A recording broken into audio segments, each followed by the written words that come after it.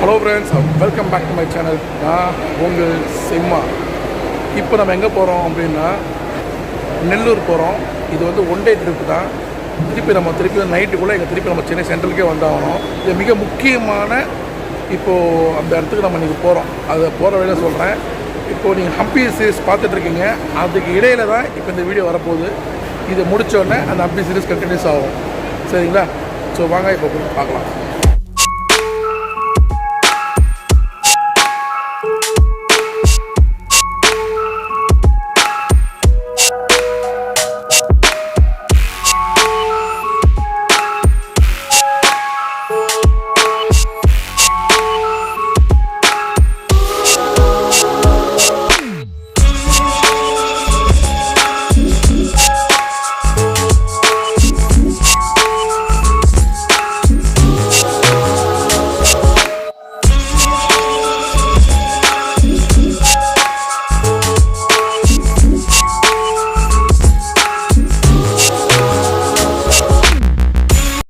நெல்லூர் வந்து நம்ம வந்து ஜனா சதாப்தி அந்த எக்ஸ்பிரஸ் மூலமாக தான் நம்ம பயணம் பண்ண போகிறோம். நமக்கு D3 பிளாட்ஃபார்ம் நம்பர் 2ல் இருக்குது வண்டி. டோர் ஓப்பன் பண்ணிட்டாங்க. நம்ம உள்ளே போகலாமா? ஜெய் ஸ்ரீராம். ஃப்ரெண்ட்ஸ், வந்த உடனே இப்போ க்ளீனாக இருக்குது. ஸோ இதுதான் வந்து நம்ம இன்றைக்கி D3ல் நம்ம ஒரு அற்புதமாக பயணம் பண்ணக்கூடிய இருக்கைகள் இதுதான். ஸோ இதில் வந்து நமக்கு 27-30 நம்ம. ஸோ நமக்கு அழகாக வந்து சுவிட்சஸ் எல்லாமே இப்படி தான் கொடுத்துருக்காங்க. மேலே வந்து லக்கேஜஸ் வைக்கிறதுக்கான ஸ்பேஸ் கொடுத்துருக்காங்க. நல்லா கம்ஃபர்டபுளாக நல்லா மேலே வந்து நல்லா உங்களுக்கு இடம் ஸ்பேசஸ் எல்லாமே இருக்குது. ஸோ இருக்கைகள் கூட பார்த்திங்கன்னா இந்த இடைவெளி நல்லா கொஞ்சம் பெருசாகவே இருக்குது. ஸோ கால் வச்சுக்கிறதுக்கு பண்ணுறதுக்கெல்லாம் கொஞ்சம் வசதியாக இருக்குது. ஸோ மேலே எல்லாருக்கும் ஃபேன் எல்லாமே இருக்குது. ஃப்ரெண்ட்ஸ், 7:25 ஆகுது. வண்டி போச்சு. வண்டியோடைய நம்ம வந்து நார்மல் கோச்சில் போயிட்டுருக்கோம். ஸோ இதோடைய ஃபேர் என்னன்றது இப்போ நான் சொல்கிறேன். அதே ஃபேர் வந்து பார்த்திங்கன்னா ஒரு ஆளுக்கு 120 ரூபா வரும். ப்ளஸ் இதே நீங்கள் ஏசி சேர் அது வந்து பார்த்திங்கன்னா 395 ரூபா வரும். ப்ளஸ் ஆன்லைன் சர்வீஸ் இருக்கும். ஸோ நமக்கு வந்து இங்கேருந்து 4 ஸ்டேஷன் தான் நம்ம நெல்லூர் இறங்கிடுவோம். இது வந்து விஜயமன் அவருக்கு ட்ராவல் ஆகும். ஸோ நான் வந்து நெல்லூரில் இறங்கிட்டு அங்கேயே ஒரு பண்ணிக்கிறேன். சரியா? எல்லோரும் வந்து பார்த்தா சீட்ஸ் ஃபுல்லாகவே ஃபுல்லு வந்து பேசியிருக்கேன். சூப்பராக இருக்குது.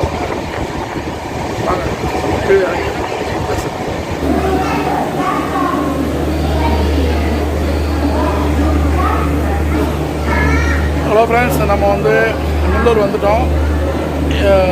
½ டிலேயில் வந்து சேர்ந்துருக்கோம்.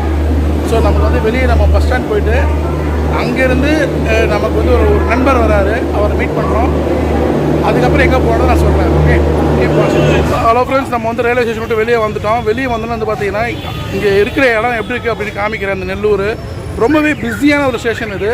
ஸோ உங்களுக்கு கேப்லேருந்து ஆட்டோ நிறையவே இருக்குது. நிறைய மக்கள் வந்து போயிட்டுருக்காங்க. ஒரு பிஸியான ஸ்டேஷன் இது. ஸோ நம்ம இங்கேருந்து எங்கே போகிறோம்னா ஆத்மகுரு அப்படின்னு சொல்லி ஒரு பஸ் ஸ்டாண்டுக்கு போகிறோம். அங்கேருந்து நம்ம பயணம் திருப்பி ஸ்டார்ட் பண்ண போகிறோம். அங்கே ஒரு 45 மினிட்ஸு. அங்கே நம்ம ஒரு நண்பர் வராரு. அங்கே நம்ம ஒரு பிக்கப் பண்ணிக்கிறோம். மற்ற விஷயங்களை போகிற வழியில் நான் சொல்கிறேன். ஓகேங்களா? அதுக்கு முன்னாடி இப்போது அவுட்டர் இந்த ரயில்வே ஸ்டேஷன் எப்படி இருக்குது அப்படின்னு உங்களுக்கு காமிக்கிறேன். வாங்க பார்க்கலாம்.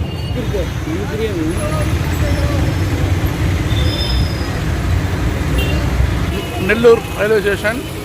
ஸோ அவுட்டரில் இப்படி தான் இருக்குது. நம்ம வெளியே வந்தோம்னா இது வழியாக அப்படியே வந்தீங்கன்னா நிறைய 2 வீலர் பார்க்கிங் பண்ணலாம். இங்கே நிறைய ஆட்டோ உங்களுக்கு எல்லா வசதியுமே இங்கே நிறுத்தி வச்சுருக்காங்க.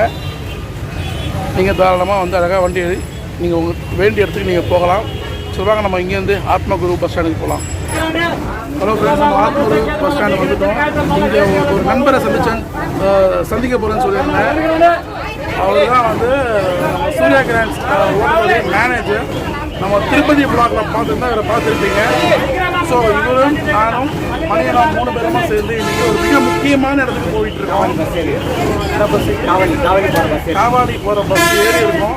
கொண்ட இடத்துல இறங்க போகிறோம். அங்கே இறங்கி ஸோ அங்கேருந்து முக்கியமான இடத்துக்கு போகிறோம். இங்கே டிக்கெட் சார்ஜ் எவ்வளோ வருது என்றதை இன்னொரு டிக்கெட் எடுத்துகிட்டு உங்களுக்கு சொல்கிறேன். கீப் வாட்சிங். ஹலோ ஃப்ரெண்ட்ஸ், நம்ம வந்து பார்த்தீங்கன்னா சென்ட்ரலில் நம்ம வந்து ஜன சதாப்தி எக்ஸ்பிரஸ் மூலிமா நெல்லூர் ரயில்வே ஸ்டேஷன்லேருந்து ஆத்மகுரு பஸ் ஸ்டாண்ட் வந்தோம். நம்ம அங்கேருந்து நம்ம வந்து பஸ் ஏறி இப்போ எங்கே வந்து இறங்கியிருக்கோம் அப்படின்னா கொண்டா பெத்ரகொண்டா அப்படி இடத்துக்கு வந்திருக்கோம். இதோடைய நேம் பார்க்கும்போது வில்வ வனக்கூட்ட க்ஷேத்திரம். ஸோ இந்த இடத்துக்கு இப்போ நம்ம இங்கேருந்து பயணம் பண்ண போகிறோம். ஸோ வாங்க இப்போ இந்த கோவிலுடைய ஃப்ரண்ட்டு எல்லாம் நம்ம முதல்ல பார்க்கலாம்.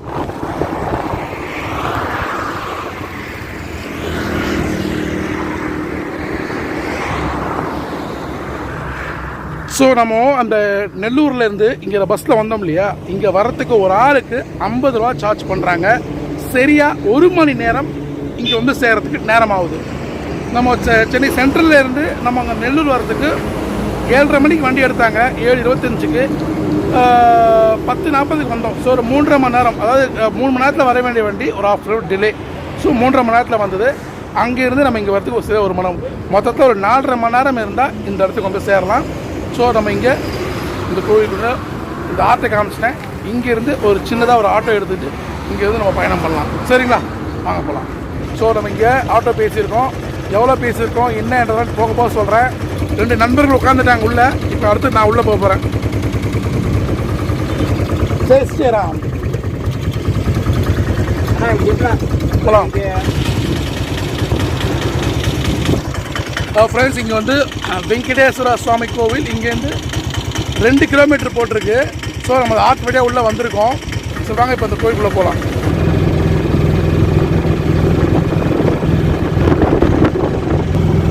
இந்த கோவிலுக்கு உள்ளே நீங்கள் போகணும் அப்படின்னா ஆட்டோவில் மட்டும்தான் போக முடியும், வேறு பஸ் வசதி கிடையாது.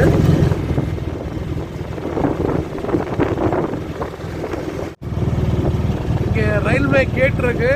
இன்கேஸ் சம்டைம்ஸ் கேட்டில் மாட்டினாலும் ஆச்சரியப்படுறதுக்கு இல்லை.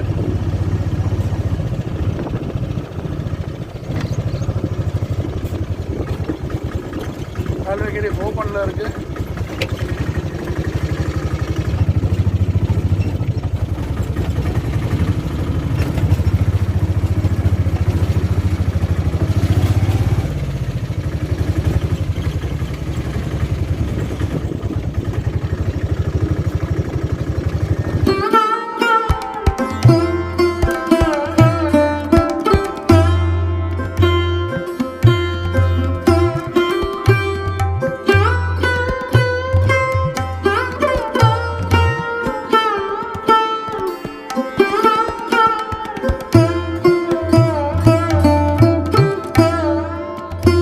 இப்போது இந்த மலைக்கு நம்ம மேலே போகிறதுக்கு முன்னாடி இந்த மலையை சுற்றி இருக்கக்கூடிய கிரிவலம், இந்த கிரிவலத்தை நம்ம சுற்றி வந்துடலாம். ஸோ அதன் பிற்பாடு இந்த கோவிலை பற்றின விஷயங்களும் அதை பற்றின எல்லாமே நம்ம ஒவ்வொன்றா பார்க்கலாம். முதல்ல இந்த கிரிவலத்தை சுற்றி வரலாம். நான் இப்போ வந்து உங்களுக்கு ஆட்டோவில் இருந்தபடியே இந்த கோவிலுடைய கிரிவலத்தை நான் சுற்றி வர போகிறேன். நம்ம கிரிவலத்தை சுற்றி வர்றதுக்காக பாதையில் சிமெண்ட் ரோடு போட்டிருக்காங்க, அது உங்களால பார்க்க முடியுது.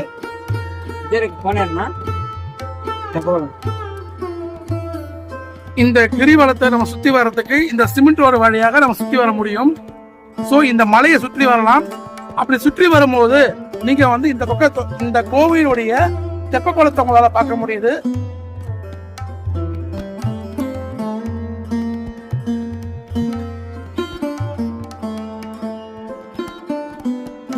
ஸோ நம்ம இந்த கோவிலுடைய மலையை சுற்றி இருக்கக்கூடிய இந்த கிரிவலம் நம்ம அழகாக பக்தர்கள் சுற்றி வருவதற்காக நம்ம வந்து இங்க சிமெண்டோட அமைச்சு கொடுத்துருக்காங்க. அதை தான் நம்ம போயிட்டு இருக்கோம்.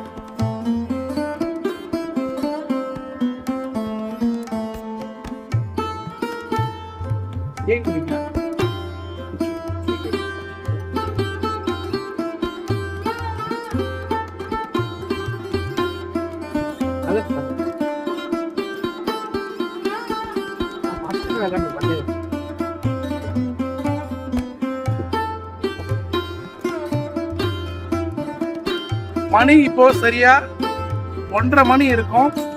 அதனால தான் நான் வந்து உங்களுக்கு இந்த கிரிவலத்தை சுற்றி வரதை காமிக்கணுன்றதுக்காக ஆட்டோவில் வந்து நான் சுற்றி காமிச்சிட்டு இருக்கேன்.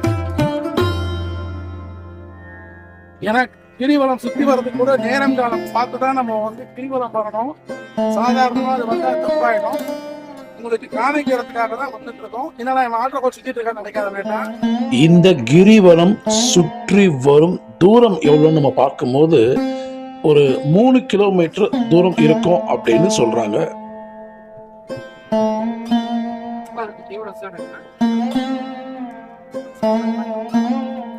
இந்த ஒரு மண்டபம் உங்களுக்கு தெரியுது பாத்தீங்களா?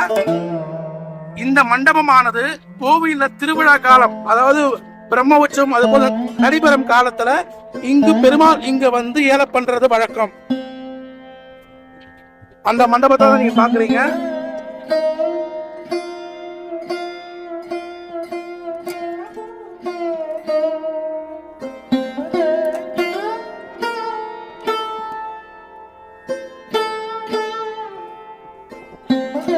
அவ்வளவுதான் ஃப்ரெண்ட்ஸ், நம்ம இந்த கிரிவலத்தை சுற்றி வந்தாச்சு.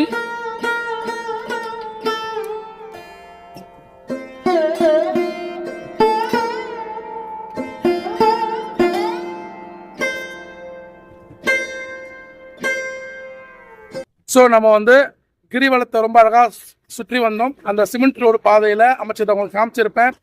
வர வழியில் அந்த கோவிலுடைய தப்பு குளத்தையும் பார்த்துருப்போம். இப்போ மேலே நம்ம படி ஏறி மேலே மலைக்கு மேலே போனதும் கோவில் கண்டிப்பாக இப்போ நல்லா சாத்தப்பட்டிருக்கோம். வெயிட் பண்ணி கோவில் நல்லா திறந்தோடனே சுவாமி தரிசனம் முடிச்சுட்டு இந்த கோவிலுடைய ஸ்தல வரலாறு முழுவதுமாக நம்ம தெரிஞ்சுக்கலாம். சரிங்களா? நான் முழுவதுமாக உங்களுக்கு சொல்கிறேன்.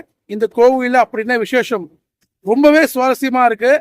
நான் அதனால தான் அந்த ஹம்பி சீரீஸை நிறுத்திட்டு இதை வந்து ஒரு இந்த டேட்குள்ளே இதை கொடுக்கணும் அப்படின்ற ஒரு விஷயம் இருக்குது. அதுக்காக தான் இதை முதல்ல இப்போ நீங்கள் பார்க்க போகிறீங்க. இதை தொடர்ந்து ஹம்பி சீரீஸ் கண்டினியூஷன் ஆகும். சரிங்களா? இப்போ வாங்க மேலே போயிட்டு இந்த கோவிலுடைய சிறப்புகளை தெரிஞ்சுக்கலாம். இந்த வில்வக்குட்ட வனம் ஒரு அற்புதமான ஒரு மலைக்கோவில். ஸோ இப்போ இந்த மலை மேலே கோவில் ஏற போகிறோம். மேலே போயிட்டு ஒவ்வொன்றா மிக முக்கியமானதை பார்க்க போகிறோம். வீடியோ ஸ்கிப் பண்ணாமல் பாருங்கள். நம்ம சேனல் முறையாக பார்க்க வந்தவங்க சப்ஸ்கிரைப் பண்ணி வச்சுக்கோங்க. பக்கத்துக்கு பெல் அடிச்சுடுங்க. அப்போ நான் போகிற வீடியோஸ்லேயும் நோட்டிஃபிகேஷன் வந்துடும். சரி வாங்க, இப்போ வந்து பெரிய திருவடி சின்ன திருவடியை பார்த்துக்கிட்டே நம்ம மலை ஏறுவோம். என் பின்னாடி மணி அண்ணா இந்த பக்கம். உங்கள் எல்லாருக்குமே நான் திரும்ப சொல்கிறதுக்கு காரணம் என்னென்னா, மணியண்ணாவுக்கு எல்லாருக்குமே தெரியும். இவரை வந்து நம்ம திருப்பதியில் நம்ம கூடவே இருந்து ஒரு கைங்கரியமாக பண்ணி கொடுத்தாரு. இன்றைக்கும் அதே போல் இந்த கோவிலுக்கு மிக முக்கியமான ஒரு கோவிலுக்கு நம்மளை இங்கே கூட்டிகிட்டு வந்தது இவர் தான், மிஸ்டர் கிருஷ்ணன், சூர்யா கேன்ஸ் மேனேஜர். சரி வாங்க பார்ப்போம். கோவிலுடைய பெரிய திருவடி சின்ன திருவடி நம்ம பார்க்க முடியுது. ஆஞ்சநேய சுவாமி, கருடாழ்வார். ஸோ இவங்க 2 பேரையும் பார்த்தபடியே நம்ம இந்த கோவிலில் அற்புதமாக அந்த மலை ஏறி போயிட்டுருக்கோம். படிக்கட்டு ரொம்ப கஷ்டமாலாம் கிடையாது. பாருங்கள், இங்கே உங்களுக்கே தெரியும் எவ்வளோ சுலபமாக ஏறக்கூடிய அளவில் படிக்கட்டுகள் அமைந்திருக்கு. ஸோ மொத்தமே ஒரு 20 படிக்கட்டு இருக்கிறது. ஒரு 20 25 படிக்கட்டு தான் இருக்கும். ரொம்ப சுலபமாக ஏற முடியுது.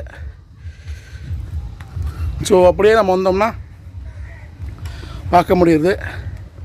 இந்த படிக்கட்டுமே ஏற முடியாதவங்களுக்காக ஸோ இந்த வழியாக இப்போ 2 வீலர் இறங்குது பாருங்கள், இது வழியாக நீங்கள் இறங்கி கீழே போகலாம்.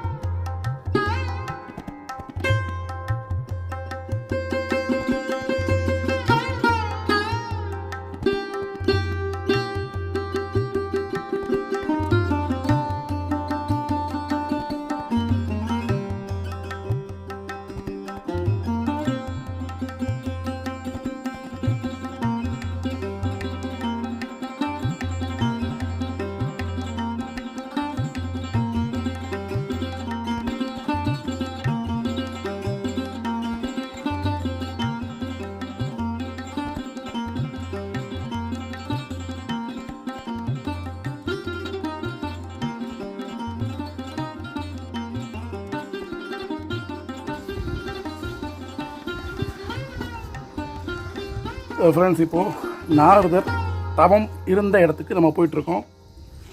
வாங்க போகலாம்.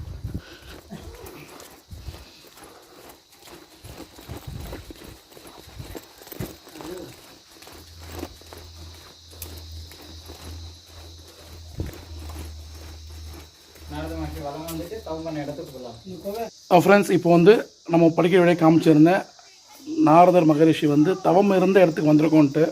அவர் தவம் இருந்த இடத்த இப்போ இங்கே பார்க்க போகிறீங்க. பார்க்கலாமா? வாங்க. நாராயண நாராயண.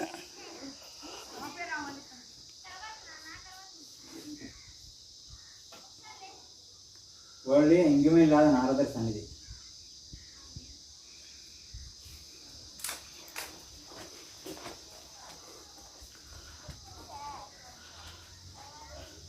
இந்த குகையை நான் கிட்ட போய் காமிக்கிறேன்.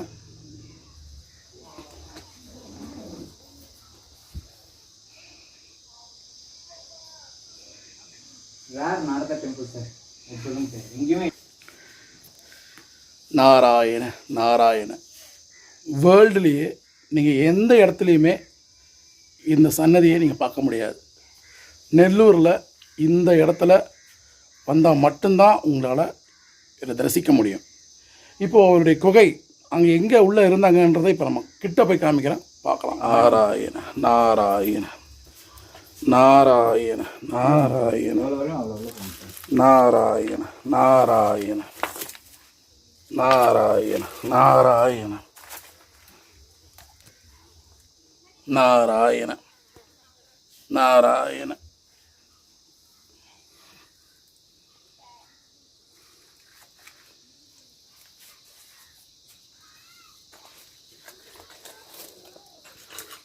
இது காலக்கிரமேனா இதெல்லாம் கல்லில் விழுந்து சின்னதாகிடுச்சு. ஒரு காலத்தில் பெரிய ரொம்ப பெருசாக ஆள் போய் உக்காந்துற மாதிரி இருந்தது.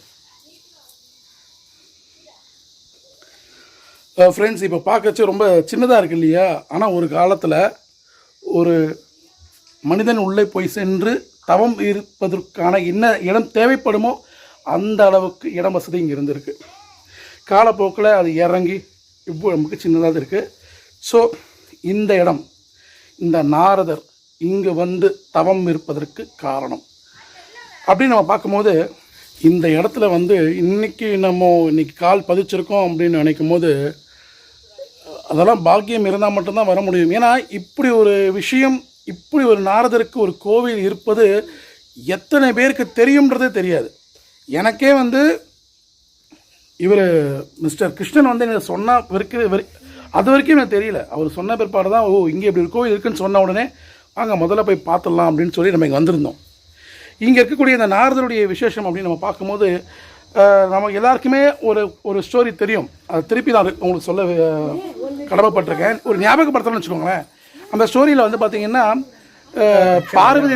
பார்வதி தேவியுடைய அப்பா வந்து என்ன பண்ணுறாரு, தக்ஷ பிரஜாபதி வந்து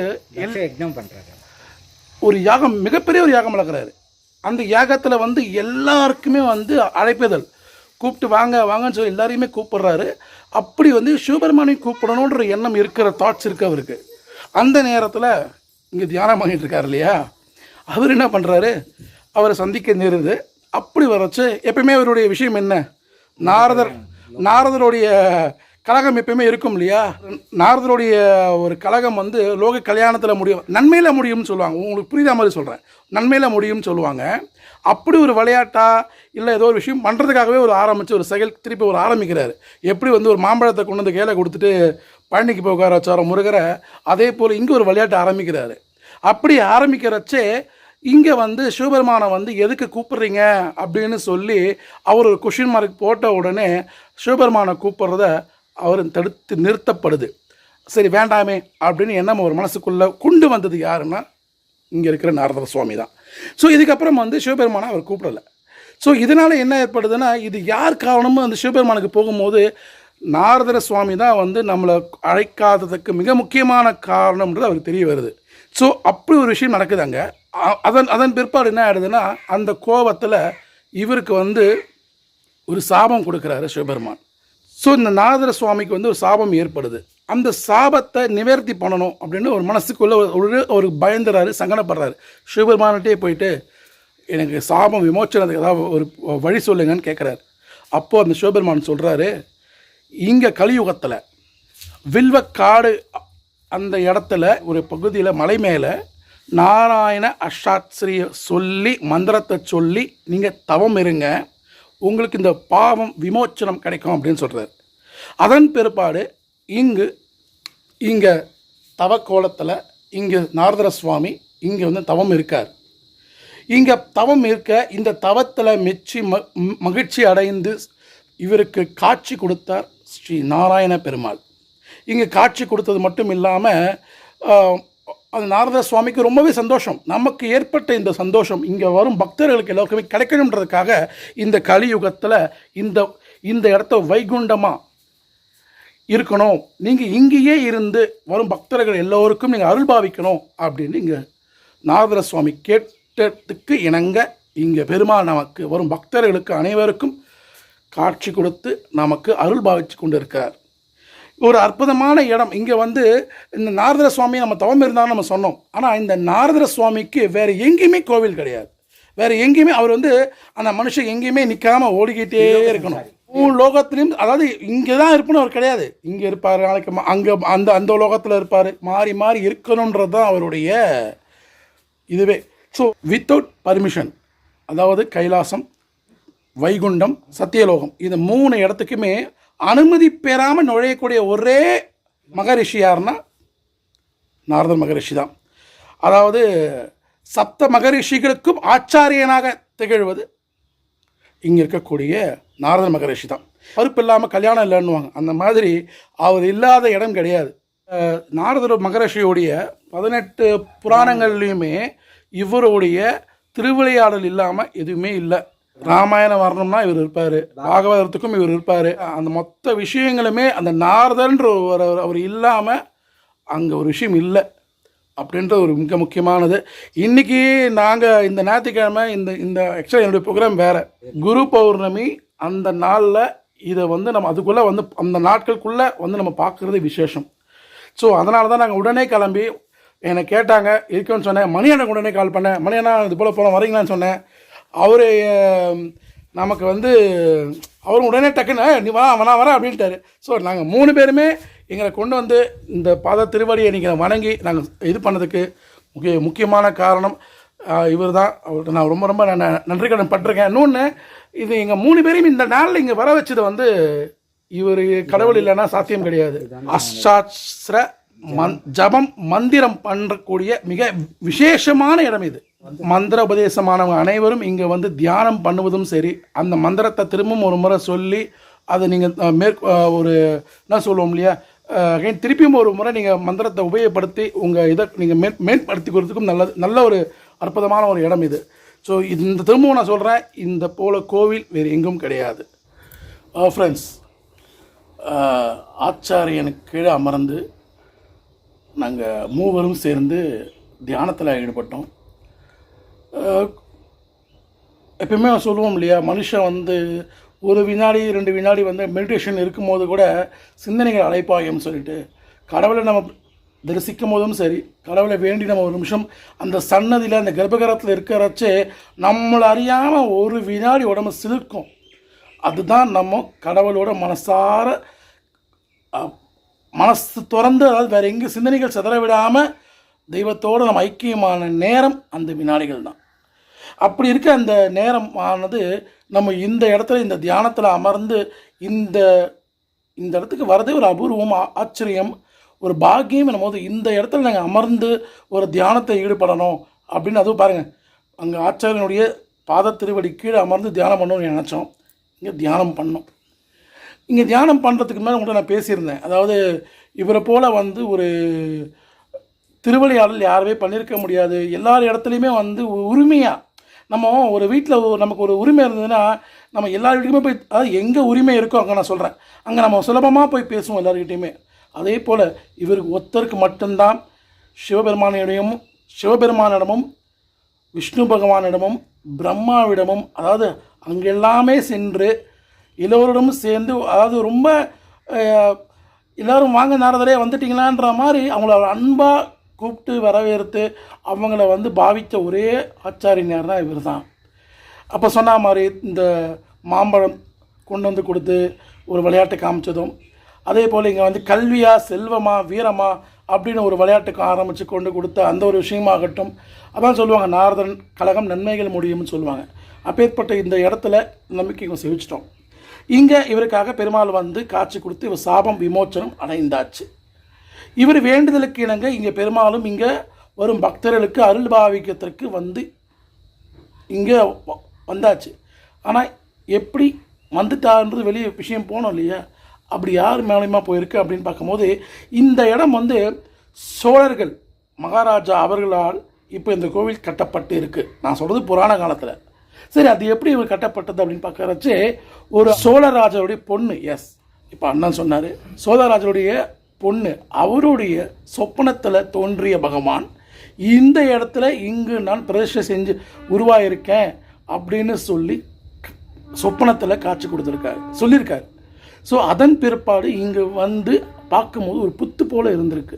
அந்த புத்துக்கு பால் விட்டு அந்த பாலை கொண்டு அந்த புத்தை கரைத்து அதில் இருந்து சுயம்புவாக எடுக்கப்பட்ட பெருமாளை இன்றைக்கி இங்கே ஏலம் பண்ணியிருக்காங்க.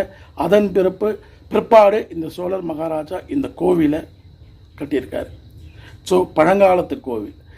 இந்த பெருமாளை இப்போ நம்ம பார்க்க போகிறோம்னு சொன்னோம் இல்லையா, அந்த பெருமாளை பார்க்குறதுக்கு முன்னாடி அந்த சோழருடைய மகள் இருக்கா இல்லையா, அவங்கள போய் அவருக்கு தான் முதல்ல சொப்பனத்தில் காட்சி கொடுத்தாரு பெருமாள். அவருடைய திருவாரணம் பண்ண இடத்த போய் நம்ம தரிசிச்சுட்டு பிற்பாடு தான் பெருமாளை தரிசிக்க முடியும் அப்படின்றது ஐதீகம். அதை பார்க்கலாம். இந்த கோவிலோட டைமிங் பார்த்தா காலையில் 7 மணிலேருந்து சாயங்காலம் 6 மணி வரைக்கும் அப்படின்றாங்க. இடையில் இதோ இப்போ மதியானம் ஒரு 11-11:30 மணிக்கெலாம் இந்த கோவில் நல்லா சாத்தப்பட்டு மீண்டும் 4 மணி அளவில் கோவில் திருப்பி நல்லா திறக்கப்படுது.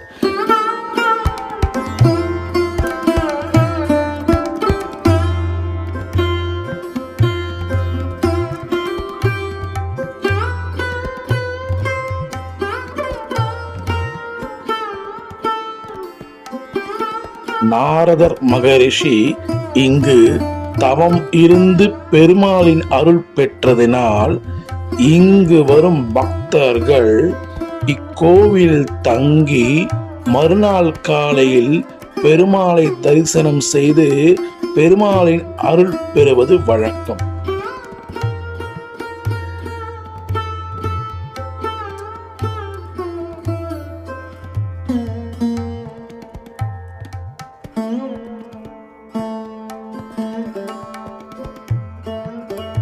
நீங்களும் இக்கோவிலில் வந்து ஒரு நாள் தங்கணும் அப்படின்னா கோவிலில் இருக்கக்கூடிய அலுவலகத்தில் சென்று உங்களுடைய ஆதார் கார்டை வந்து நீங்கள் கொடுத்தீங்க அப்படின்னா அவங்க அதை வாங்கிக்கிட்டு உங்களுக்கு கோவில் உள்ள தங்குறதுக்கு அனுமதி கொடுப்பாங்க.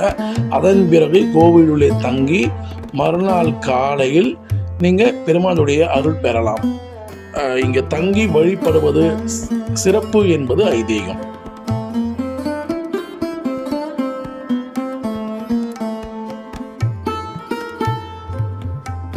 இப்போ நீங்கள் பார்த்துட்ருக்கிற இந்த இடம் வந்து சோழர் மகாராஜா மகள் ஆராதனை செய்த சந்தான வேணுகோபால சுவாமியை முதலில் தரிசிப்பதுதான் இக்கோவிலின் ஐதீகம். பிறகு இங்க இருக்கக்கூடிய பெருமாளை தரிசிக்க வேண்டும்.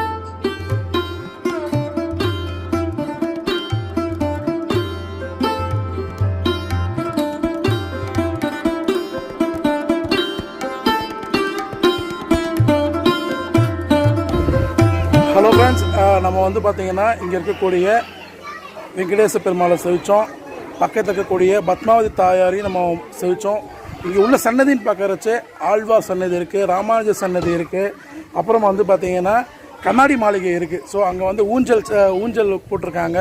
ஸோ பெருமாளுக்கு இங்கே வந்து திருக்கல்யாணம் நடந்ததுன்னா ஊஞ்சல் சேவை பண்ணுறதுக்கு. அதே மாதிரி இங்கே உள்ளுக்குள்ளே ஒரு மண்டபம் காமிச்சிருப்பேன். அங்கே தான் வந்து பார்த்திங்கன்னா பெருமாளுக்கு கல்யாணம் பண்ணி வைக்கிறதுலாம் வந்து பார்த்திங்கன்னா அந்த இடத்துலலாம் பண்ணி வைப்பாங்க. ஸோ அந்த இடத்துல நம்ம பார்த்தோம். எல்லோரும் வந்து இங்கே இருக்கக்கூடிய மிக முக்கியமான இங்கே வந்து பெருமாளை செவிக்கிறது மட்டும் இல்லாமல் இங்கே இருக்கிற எல்லாருக்கும் முக்கியமான ஆச்சாரியனாக திகழ்ந்து கொண்டு இருக்கக்கூடிய எல்லோரு இடத்துலையும் ஒரு அனுமதி இல்லாமல் அழகாக சுலபமாக சென்று எல்லாரையும் வளம் வந்து கொண்டு இருக்கக்கூடிய நாரத சுவாமியுடைய ஒரு மிக முக்கியமான கோவில் கருதப்படுது இதுதான். ஸோ எல்லோரும் இந்த கோவிலுக்கு வந்து இங்கே அருள் பெறணும்னு கேட்டுக்கிறேன். இந்த கோவில் இப்படி ஒன்று இங்கே இருக்குது அப்படின்றது நீங்கள் எதை கொண்டு போய் சேர்க்கணுன்றதை நான் தாழ்மையோடு கேட்டுக்கிறேன். ஏன்னா எனக்கு தெரிஞ்ச விஷயம், அவருக்கு தெரிஞ்ச இப்போ வந்து சூர்யா கிராண்ட் மேனேஜர் கிருஷ்ணன் வந்து அவருக்கு தெரிஞ்ச விஷயத்த என் மூலியமாக உங்களுக்கு சொல்லணும்னு நினச்சாரு. அவர் என்கிட்ட சொன்னார். நானும் வந்து அவரை போல் வந்து ஒரு கைங்கரியமாக இந்த கோவிலுக்கு வந்து நான் என்னால் முடிஞ்சதை இங்கே படம் பிடிச்சி என்னால் முடிஞ்ச தகவலை உங்களுக்கு சொல்லியிருக்கேன். நீங்கள் பார்க்குறது மூலிமா உங்கள் நண்பர்களுக்கு ஷேர் பண்ணி அவங்க எல்லோரும் இந்த கோவிலுக்கு வந்து இங்கே அருள் பெறணும்னு நாங்கள் கேட்டுக்கிறோம். இந்தியாவிலே வேர்ல்டுலே இதுதான் மிக முக்கியமான ஒரு நாரதர் மகரிஷிக்கு மிக முக்கியமான ஒரு கோவிலாக கருதப்படுது. எல்லோரும் கொண்டு போய் சேர்க்கணும்னு கேட்டுக்கிறேன். அடுத்த விளாகில் பார்க்கலாம். செய்யும். பாய். ஜெய் கோவிந்த். பாய் பாய் பாய் பாய்.